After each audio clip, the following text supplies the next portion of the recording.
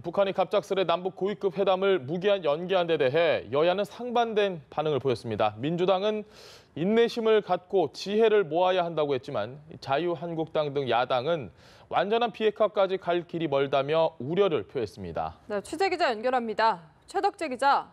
네, 국회에 나와 있습니다.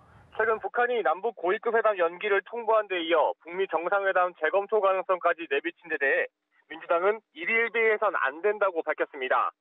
취임 후 첫 공식 회의를 주재한 민주당 홍영표 원내대표는 한반도 평화는 거스를 수 없는 시대적 흐름이라며 남북이 더 큰 이해와 포용으로 한반도 평화의 길을 걸어나가야 한다고 말했습니다. 이어 호 원내대표는 북미 관계 또한 상호 이해와 존중을 바탕으로 해결해 나가야 한다면서 정부가 조정자로서의 역할을 해 나가야 한다고 주장했습니다.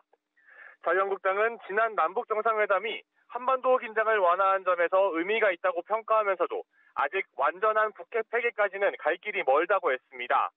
홍준표 대표는 북미 정상회담 관련 공개서한 발표를 통해 일시적인 분위기에 취해 과거의 잘못을 반복할까 두렵다며 정부와 트럼프에게 완전한 비핵화 등을 주문했습니다. 바른미래당은 남북 고위급 회담 연기를 문재인 정부 길들이기라고 밝혔습니다. 지상욱 정책위 의장은 북측이 개인 수준의 담화를 발표한 것은 상황이 악화되지 않게 관리하면서 한국을 압박해 미국을 설득하도록 유도하기 위한 전략이라고 했습니다. 이와 관련해 국회는 오늘 외교통일위원회 전체 회의를 열고 통일부와 외교부를 상대로 현안 질의를 할 예정입니다. 네, 그리고 추경안과 특검 동시 처리 기한이 하루 앞으로 다가왔는데요. 이와 관련돼서 국회 상황 어떻습니까? 네, 국회는 예산결산특별위원회 조정 소위를 열고 추가 경정 예산안 심사를 이어가고 있습니다. 전날 전체 회의에서 추경안을 상정해 심사한 예결위는 오늘 소위에서 3조 9천억 원 규모의 추경안에 대해 세부 항목을 심사합니다.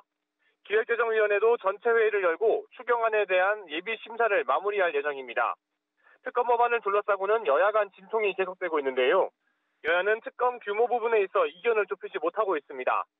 민주당은 과거 이명박 전 대통령의 내곡동 특검 수준을, 그리고 자유한국당은 최순실 국정농단 특검 수준을 요구하고 있는 것으로 전해졌습니다.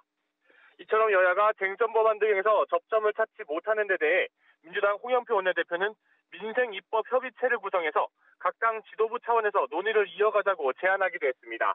지금까지 국회에서 전해드렸습니다.